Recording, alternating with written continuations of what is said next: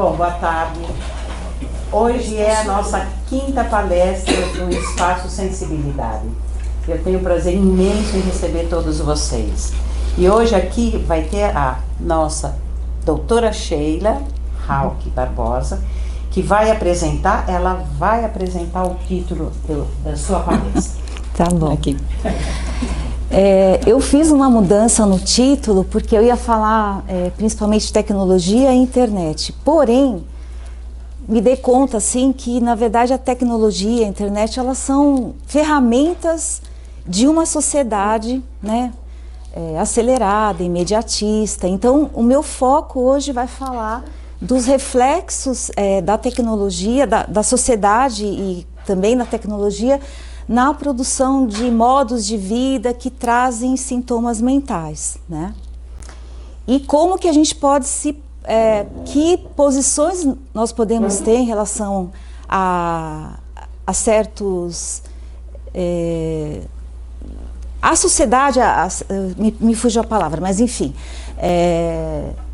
ter uma posição mais crítica, mais reflexiva e tentar ter uma atitude para que a gente não seja capturado por certas armadilhas. Essa palavra que eu esqueci. Então vamos lá. Então primeiro, esse é mais ou menos o roteiro que eu vou seguir, tá? Então, primeiro, como a nossa sociedade lida com as dificuldades da vida, eu vou ficar de costas para vocês. A visão da psiquiatria, quando ela estabelece categorias diagnósticas, quais são as influências genéticas, ambientais e psicológicas no estado mental, como a nossa cultura afeta e é afetado pela medicina e como promover saúde mental e acolher o sofrimento. Bom, primeiro, como a nossa sociedade lida com as dificuldades da vida. Então, assim, esse slide eu vou falar um tanto assim da minha impressão, impressão de outras pessoas que estudam e que eu me identifico, né? Então, falta espaço para a gente expressar momentos de angústia, de sofrimento, de mal-estar, né? E eu tendo a achar que sim, né? E eu acho que isso é um problema, porque o ser humano ele precisa compartilhar experiências, ele precisa do contato do outro, ele precisa dividir, relatar. Às vezes a gente só de falar, desabafar, isso já traz um grande alívio. E a nossa sociedade hoje, ela tende, né, a colocar a felicidade como um imperativo, né? Evitando então o contato com o pesar. Isso a gente vê direto nas mídias sociais. Isso nem sempre foi assim, né? Então, diz que até o século XVIII era mais bem socialmente que a pessoa manifestasse um certo pesar, fosse sisudo, né? Se você ficava muito alegre, isso podia denotar que você não estava obedecendo aos preceitos da religião, que você não reconhecia os seus pecados. Então, isso mudou, né, radicalmente. Outra questão que a gente tende, nossa sociedade, colocar uma visão pragmática na vida, como se a vida fosse metas a ser alcançadas, tanto a médio e longo prazo, quanto até no dia, né? Então você já acorda lá com um roteiro, e aí isso faz com que as pessoas sempre estejam se lançando para um futuro nunca totalmente atingido, ocupadas de coisas que não fizeram, né? Pouco presentes, né? Com pouca vivência do momento atual. Outra questão é a ideia de que a gente pode viver sem conflito, e quando alguém conta um problema, compartilha, vem aquela ânsia do interlocutor de já dar uma solução, de já resolver, e às vezes até quando a pessoa não faz, o outro fica até bravo, né? Quando assim, nós somos, não só as pessoas entre si têm conflitos, têm expectativas de vida diferentes, como nós mesmos, né? Então o ser humano ele é uma pessoa que comporta contradições, expectativas diferentes. Muitas vezes a gente vai fazer uma terapia para ver o que é prioritário. Mas pensar que a harmonia quer dizer viver sem conflito, não é isso. Na verdade, você tem que aprender como que você lida, né, com diversidades tão grandes, né, e respeitar, né. E a última coisa que eu coloquei, embora deve ter muito mais coisa, a questão da nossa sociedade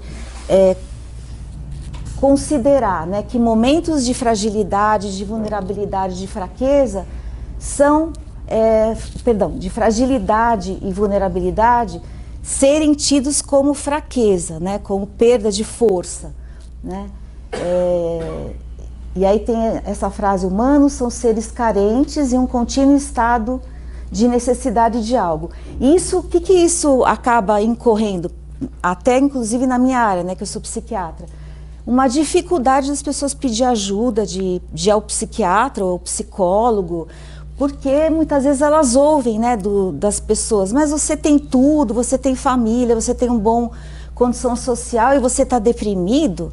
E aí a pessoa, ela já está deprimida, ela ainda fica culpada, né? Então esse tipo de fala, ela não acolhe o sofrimento, ela julga, né? Bom, então voltando, como é que a psiquiatria,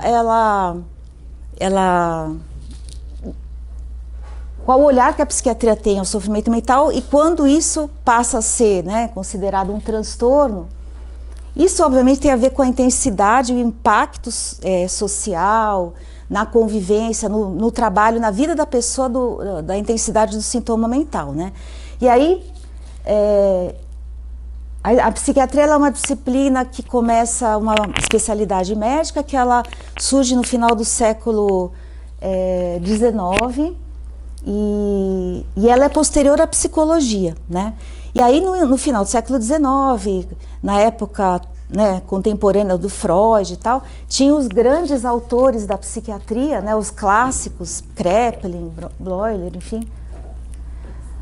E aí, opa, tirei aqui. Bom, e aí eles criaram os grandes manuais de descrição das grandes doenças, por exemplo, como esquizofrenia, transtorno bipolar. E aí o que aconteceu? As pessoas se pautavam nesses compêndios de psiquiatria e com o tempo foi se vendo assim, que o diagnóstico que era considerado esquizofrenia num continente era totalmente diferente no outro. E aí chegou-se a um acordo de tentar homogeneizar o diagnóstico. Então, tanto a Organização Mundial de Saúde, com o CID, quanto a Associação Americana de Psiquiatria, com o DSM, né, que é esse termo aí, eles criaram em 1952, fizeram, né, uma compilação de todas as categorias diagnósticas baseadas na descrição. E no início, nesse início de 1952 até 1980, havia uma grande influência da psicanálise e da sociologia na visão do que era um transtorno mental, né? Então, existiam terminologias psicanalíticas, por exemplo, fazia parte o termo neurose, fazia parte o termo quadros reativos, que, por exemplo, ansiedade reativa, depressão reativa, que queria dizer que o impacto do momento de vida, do ambiente, era muito importante no adoecer daquela pessoa. E em 1980 ocorre um divórcio, assim, a psiquiatria, tanto assim, fazendo um parênteses, assim, eu acho que eu tenho orgulho, assim, que eu acho que eu faço parte de uma geração de psiquiatra que viu tudo isso acontecer, né? Porque eu me formei final de 1988, a residência em 1991, e quando eu me formei, o estudante de psiquiatria era praxe, tinha que ter as obras completas do Freud. Hoje em dia, é o contrário, acho que pega mal, né? Se ele for estudar durante a residência, não tem nada a ver. Entendeu? Por quê? Porque houve, então, uma migração para uma visão muito fisiopatológica, orgânica da doença e muito focada no indivíduo também, né? Então, o adoecer, ele passa pouco a ser visto como algo decorrente do ambiente e um problema que acontece com aquele organismo. Então, perde-se a noção de um sujeito pensante, de um sujeito com uma visão de vida, enfim, muito focado no organismo. Isso em grande parte, né, ao avanço da indústria farmacêutica, que ela trouxe eu acho que é uma perda, mas ela também trouxe muito avanço, né? Hoje em dia a gente trata a esquizofrenia de uma forma muito melhor, que o paciente não fica, os remédios não deixam a pessoa robotizada, eles ficam mais sociáveis e outras doenças graves. Então, assim, houve um avanço, sim, no tratamento farmacológico. O problema é quando ele passa a ser o único viés que o psiquiatra fica atento, né? Eu esqueci de passar o slide. Então é isso, ó. Então, de 52 a 68 é a importância do psicossocial da psicanálise. Em 1980 tem a cisão, não tem mais uma visão psicanalítica. Ocorre também a exclusão, por exemplo, do termo homossexualidade como doença, que foi um avanço muito grande, né? E desde então tem um foco isso que eu falei, né? Na questão do organismo e do organismo que adoece. E de 52 até o último DSM 2014, DSM-5, triplicou o número de transtornos mentais, né, uma crítica que se faz a isso, se a psiquiatria não está dando nome a problemas existenciais, enfim, que não devia ser chamado transtorno, né? E aí quando a gente fala, então, nós entramos na questão médica, né? Qual que é o problema quando você vê tudo como médico? Você esquece de outros vieses, né? E aí você incorre até em erros, né? Então, um dos erros vai você usar, né, cair nessa questão, nesse termo, patologização. Então, é quando você faz uma leitura como patologia de condições de saúde. Então, questões sociais viram de responsabilidade do indivíduo e têm que ser tratadas pela medicina.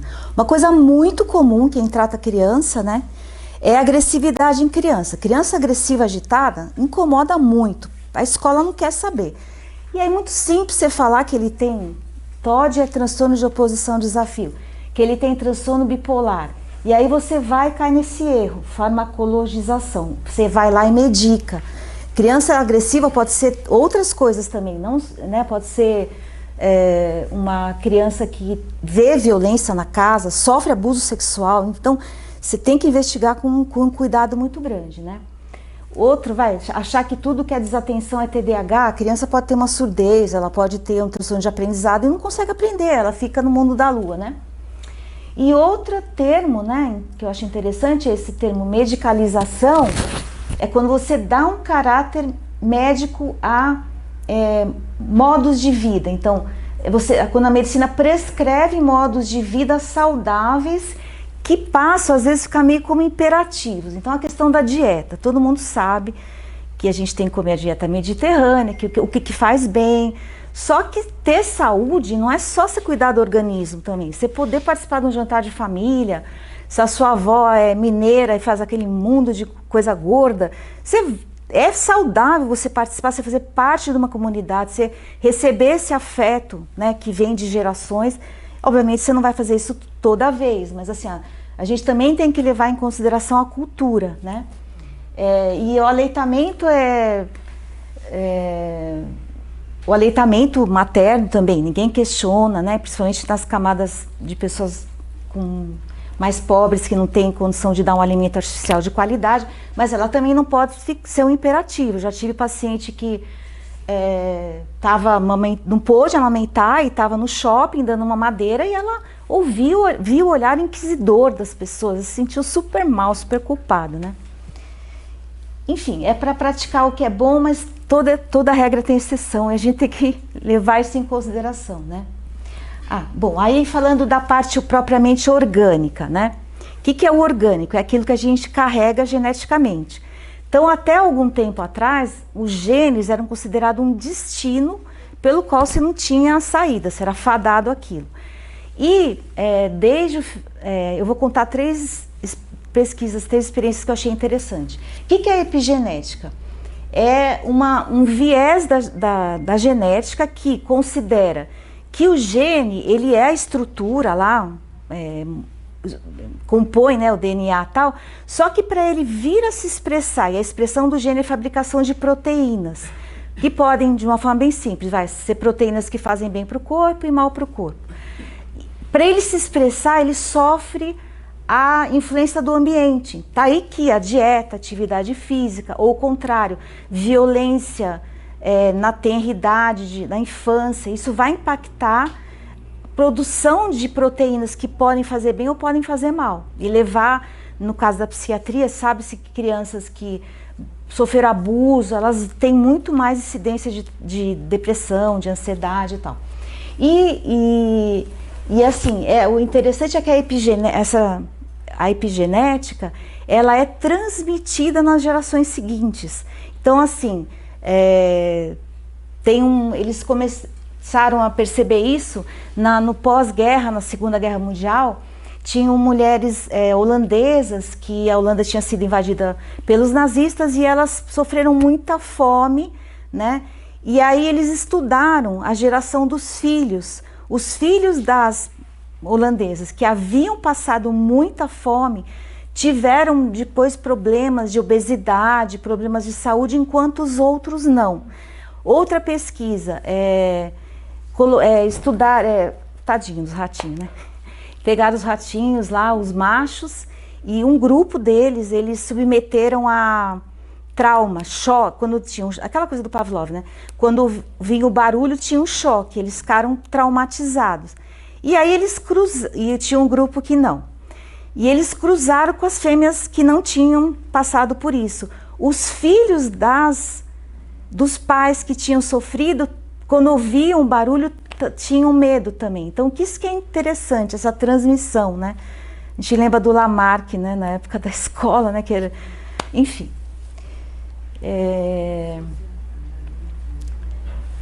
Então, é isso para a gente estar atento, né? A importância da cultura, da visão do cuidado, né? Na tenridade, tudo isso.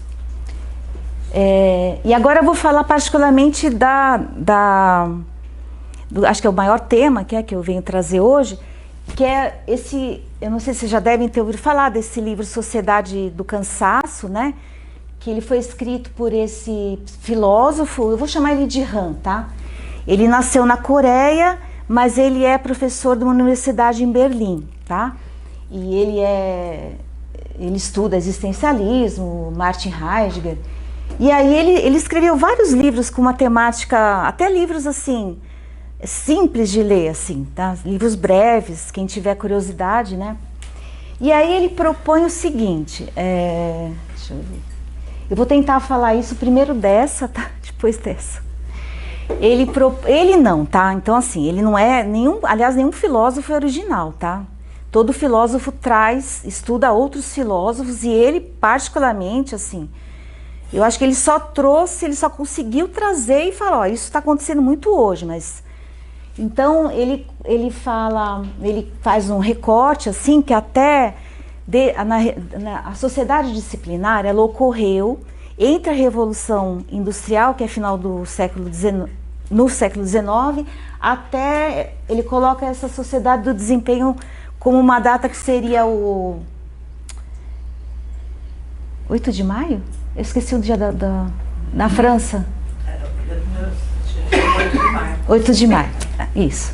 Enfim, então a sociedade disciplinar, na verdade, ela é descrita pelo Michel Foucault, né? E ele fala que nessa sociedade, lá do início do século passado, o século anterior, havia um excesso de negatividade. Então as normas sociais, elas eram implementadas através de exercidas por uma autoridade reconhecida como tal e pelas instituições que eram muito fortalecidas a ordem, as normas, elas eram promovidas, estabelecidas através do controle e da proibição e da punição também, tá? Então, o paradigma dessa sociedade era o dever, ela existia, então havia uma coerção da autoridade, né? Os lugares que ele exemplifica, então, ele tem até o livro História da Loucura, né? Tem a ver com a minha área, enfim, que fala dos manicômios, né? Então eram os presídios, os asilos, as fábricas e os quartéis. E ele diz que essa sociedade, ela era obediente, ele usa até a terminologia corpos dóceis, né? E quem não obedecia, quem negava esse paradigma então essa sociedade, para aqueles que negavam, gerava loucos e delinquentes. E essa sociedade, ela teve, eu não sei se ela foi superada propriamente, mas ela teve uma outra forma de manifestação hoje, que ele chama então, que é a sociedade do desempenho, que é uma sociedade que tem um excesso de positividade, tá? Então é um excesso, uma superprodução, super desempenho, um excesso de estímulos, de imagem, de informações que chegam a saturar, né? Deixa eu só tomar, peraí. E o paradigma dessa sociedade é o poder. Então é a ideia de que a gente pode, de que o sujeito pode. E ele pode, independentemente também, fica muito também focado naquela pessoa, no indivíduo, né? Então, assim, só se você se esforçar, você trabalhar mais, você dar mais um empenho, você fazer hora extra, que você chega lá, né? Aí ele usa o termo do Obama, né? Yes, we can. Sem ver a questão do social, né? Que conjuntura que você tem condição para isso. Então, veja que a psiquiatria, ela tá dentro dessa sociedade. A gente não pode culpar a psiquiatria, porque ela está a serviço disso, né? E a psiquiatria hoje ela é super americana, então mais do que nunca, né? O valor, aí ocorre um processo interessante. Então, enquanto a outra sociedade ela era coagida, havia alguém que obrigava, nessa sociedade esse valor ele é assimilado, ele é incorporado, então ele é muito mais eficiente, porque as pessoas elas querem fazer parte, então elas querem, é uma sociedade competitiva, ela quer ser ganhar prêmio, ela quer conseguir, né? Então ela é uma pessoa que tem que ter um projeto, uma iniciativa e tem que ser muito motivada. Aí eu pergunto assim, será que ela tem mais liberdade ou ela não tem outra forma de se colocar no mundo, né? Até eu acho interessante, né, que a gente acaba criando termos. Eu ouço muito pessoas falando, estou performando bem, tem muito a ver com isso, né? E isso ocorre então nos espaços de academias, de bancos, de shopping, de prédios, de escritórios, no Instagram, né? E ela produz então sujeitos do desempenho, empresários de si mesmo, né? Que se submetem a uma autoexploração. Então, a própria pessoa, ela é, ao mesmo tempo, agressor e vítima, né? E quando aquele que não consegue, né? Ele acaba virando loser, né? Fracassado ou um deprimido, né? Esgotado. Aí ele fala, nada é impossível para uma sociedade onde tudo é possível, né? Esse é um lema que as pessoas acreditam, né? Esse que é o problema. Isso aqui é só um resumo. A sociedade do século XXI não é mais a sociedade disciplinar, mas uma sociedade de desempenho. Também seus habitantes não se chamam mais sujeitos de obediência, mas sujeitos de desempenho e produção. São empresários de si mesmos. No lugar de proibição, mandamento ou lei, entram projeto, iniciativa e motivação. A sociedade disciplinar é dominada pelo não. Sua negatividade gera loucos e delinquentes, enquanto a sociedade do desempenho, ao contrário, produz depressivos e fracassados. Acho que era melhor ser louco, né? Tipo... Você estava mais livre. Não, isso é uma questão que eu acho. Assim, eu acho que... Isso eu vou fazer uma divagação, assim. Eu acho que os jovens hoje, eles também deprimem mais, porque eles não têm muito para quem se rebelar. Naquela outra sociedade, você se rebelava contra o sistema, entendeu? Você tinha ideais. Aqui, você tem que ser um igual a todo mundo. Você tem que aparecer no Instagram, você tem que ter o mesmo cabelo, que é todo mundo, né? Então, eu acho que isso leva a uma desesperança, uma falta de ligação, de vitalidade, enfim, de ligação com a vida. Aí, vindo para mim, né? Quais são as queixas mais comuns na psiquiatria, no consultório de um psiquiatra? Então, é um estado de alerta contínuo, uma irritabilidade, uma insônia, angústia, cabeça não para de pensar até quando deita, desatenção, cobranças excessivas e culpa, perda de produtividade, cansaço, desânimo, perda de sentido na vida e isolamento. E tem muito a ver com essa... Oi? Ah, desculpa. Tem que ter um apoio psicológico, né? Então me dá meu ursinho.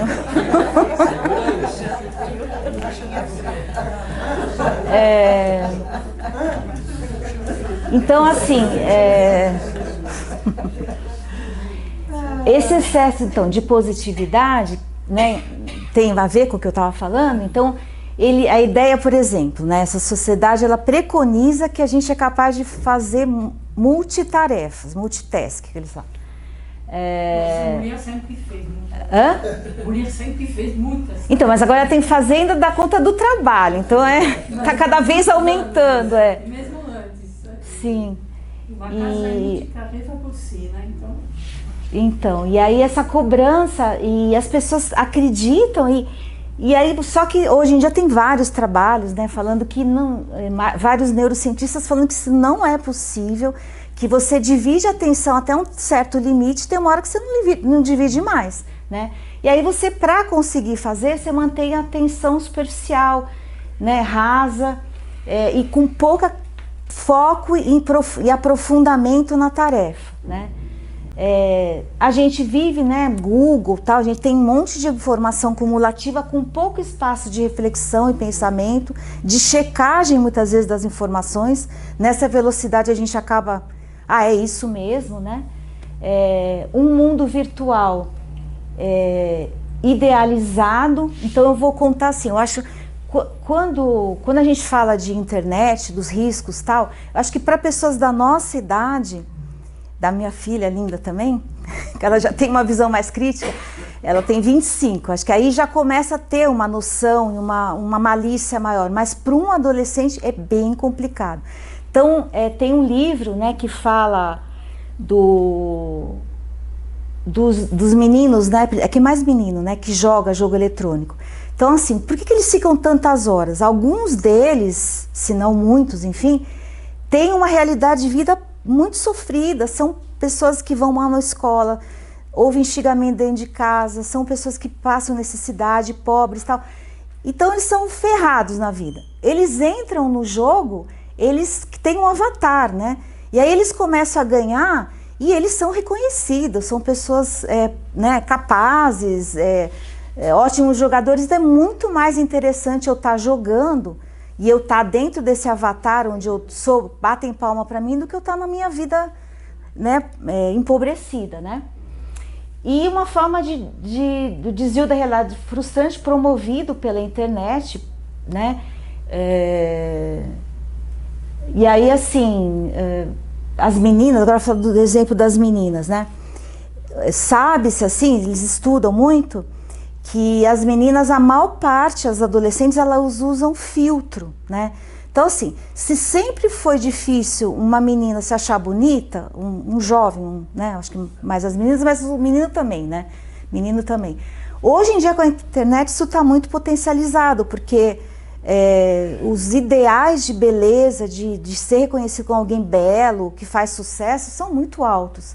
Então, gera uma gama de insatisfação com o corpo, consigo mesmo, muito grande, né?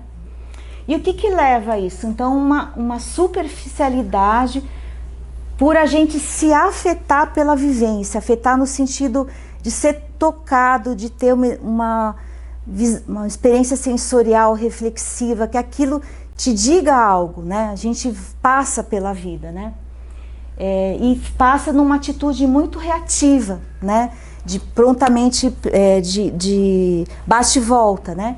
O que talvez tenha a ver com essa sensação de que o tempo passa muito rápido, que a gente está surfando no tempo, a gente não está, né? Daí porque quando a gente para, durante um fim de semana, quando a gente tem uma pausa, parece que os dias são mais longos, né? Quanto à internet, né? Assim, alertas, né? Que a gente pode ter, assim, isso acontece com todos nós, né? Eu também, assim, no Instagram, por exemplo, no TikTok, enfim, O algoritmo capta aquilo que mais te causa prazer, né, que mais te entusiasma, e quando você vê, você está ali muito mais tempo do que você quer. Aliás, é curioso, né, porque das definições de drogadição tal é você usar mais do que você quer. É o perda do controle. Então isso é uma coisa que a gente tem que estar alerta e poder, assim, também não fica, porque isso é uma coisa mais subcortical, né? Você vai ali, você vai no automático, gera dopamina, então não tem muita reflexão sobre esse comportamento, né? Que leva a uma repetição e em casos até de compulsão, dependência e tal. A questão da repetição, então, dos conteúdos nas mídias, que empobrece nosso campo de interesse, nossos gostos, nosso conhecimento, porque o algoritmo manda sempre a mesma coisa, né? Aquilo que eu falei dos jogos, né? Você fica meio acreditando que aquele personagem da internet, das mídias, dos jogos, é você e é algo totalmente, né? É só uma imagem, enfim. E a questão da hiperexposição na busca de uma imagem de si a ser aprovada pelos pares. Que eu falei das meninas aí, né, que elas posam 50 vezes para conseguir escolher uma foto, enfim, e sob o risco de ser cancelado, que isso para um adolescente é fator de tentativa de suicídio. Já vi muitos casos de... porque é isso, assim, o problema da internet, ela potencializa, né? Não é que eu fui rejeitado pelos 2 amigos, eu fui rejeitado pela leva de pessoas que começam a seguir o cancelamento, e aí o adolescente, ele é altamente vulnerável, né? Por isso que eu acho que a gente tem que conversar muito, né? Oferecer à sociedade, o governo, enfim, tem que oferecer outras formas de convivência que não seja, né? Enfim, que seja do campo da realidade, da convivência, da comunidade, né? E aí, assim, fechando, né, a minha fala, obviamente isso aqui é super coeso, simplório, tá? Não sou filósofa, né? Então, o próprio Han, né, o que ele fala no final desse livro, ele coloca, assim, do valor da potência do tédio, então ele coloca aqui, é só no tédio, na pausa, que a maior parte dos artistas conseguem compor, produzir suas obras, e que a gente precisa desse tempo de poder aprofundar, né? E de entrar num processo que ele chama de contemplação. Quanto a uma visão da psicanálise, porque eu acho assim, esse mundo atual, ele dá muita pregnância ao ego, né?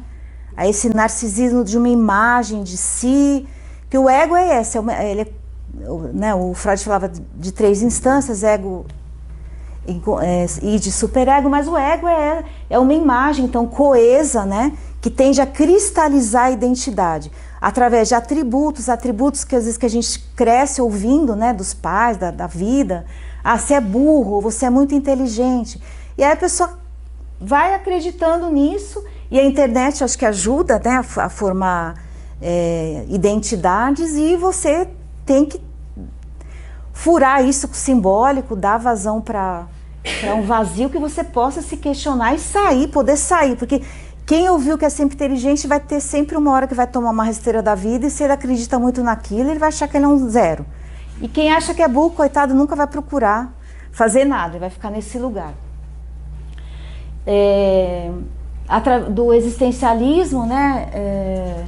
O existencialismo, ele também, nesse sentido do eu, assim, eles chamam de eu, eles chamam ente ser, né? Então o ente é essa coisa fixa, e o existencialismo ele propõe que a gente somos seres sempre em construção, o ser aí, o ser no mundo, então a gente nunca está totalmente fechado, né? Nós temos poder de escolha, nós temos poder de mudar. Então, assim, a mudança é dentro do mundo sensível, que é o que a filosofia chama do mundo real, né? E aí tem muita gente que fala,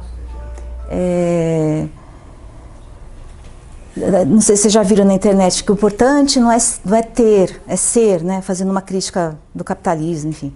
Mas os existencialistas falam que não é nem ser nem ter, é o devir. Então essa coisa que vem, que você vai chegar lá, né? Que está em construção contínua. E o budismo vocês também já devem ter visto, né? Que está muito em voga hoje, propor a meditação como... Já estou acabando, tá, gente? Propor a meditação como uma estratégia, um tratamento, né? É bem interessante saber a que está alicerçada a meditação, que eu vou falar de uma forma bem breve aqui, porque eu acho assim, é muito curioso a hipocrisia, né? A pessoa faz meditação para continuar na loucura, né? Então assim, não muda nada da vida, só faz yoga, tal, uma vez por semana, uma meditação. Então a ideia da meditação para o budismo é você poder encontrar nesse momento de pausa a ausência de pensamento na medida em que você foca em partes do corpo. E esse momento te traria um contato com o presente, né? E esse presente ao mesmo tempo te faria uma conexão com o universo, com a natureza, com a comunidade.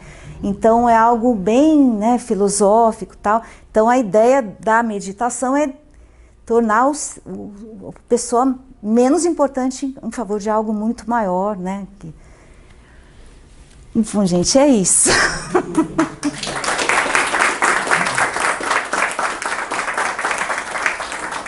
Não, tem mais uma frase. Não, é assim, ó, gente, eu li bastante, foi muito legal fazer essa aula, porque eu fui ler de coisas que... Obrigada, Zu. Eu fui ler de coisas que eu tinha, assim, sabe aquela, né, nesse mundo, você vai, uma hora eu leio e tal. E aí, quem tem interesse por filosofia, né, eu encontrei um podcast...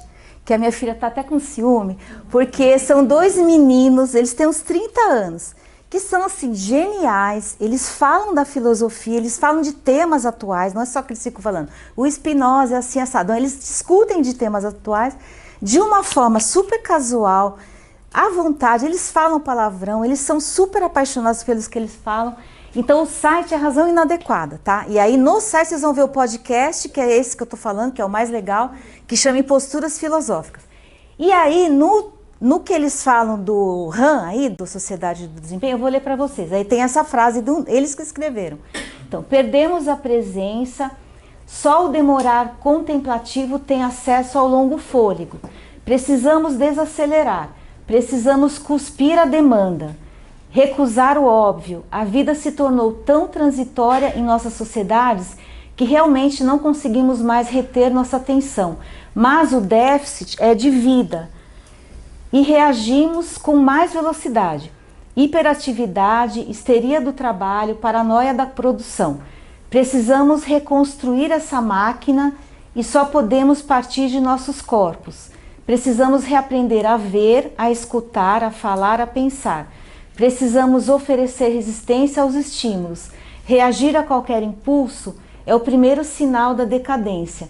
Falta de cultivo, falta de espírito. Então é isso. Eu só queria te perguntar, por favor, o título do primeiro livro que você citou no RAM. É Sociedade do Desempenho. Tá? É um livro roxinho. Ai, menina, não sei se é Sociedade do Desempenho do Cansaço. É a Sociedade do Cansaço. Do cansaço, é do cansaço, é. Mas é cansaço de desempenho, mas a Sociedade do Cansaço. Tá bom, obrigada. Há uma coisa que é só um adendo, assim, porque eu acho que assim, o problema é falar tudo isso e a pessoa fala, pô, mas eu tô aí, né, o que eu vou fazer, né, eu tenho que trabalhar, meu chefe, primeiro assim, obviamente que essa margem de reflexão, ela... Para quem é muito miserável, para a sociedade muito empobrecida, a coisa é mais complicada, né?